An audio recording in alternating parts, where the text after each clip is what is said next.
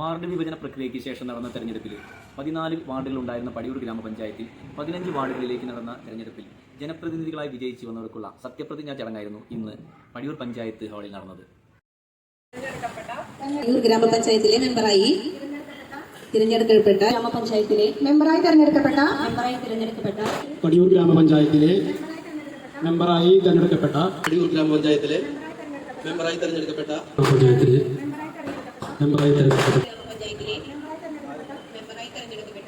പടിയൂർ ഗ്രാമപഞ്ചായത്തിലെ മെമ്പറായി തിരഞ്ഞെടുക്കപ്പെട്ട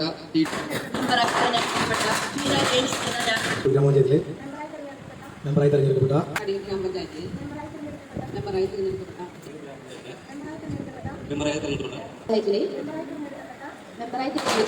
പടിയൂർ ഗ്രാമപഞ്ചായത്തിലെ മെമ്പറായി തിരഞ്ഞെടുക്കപ്പെട്ട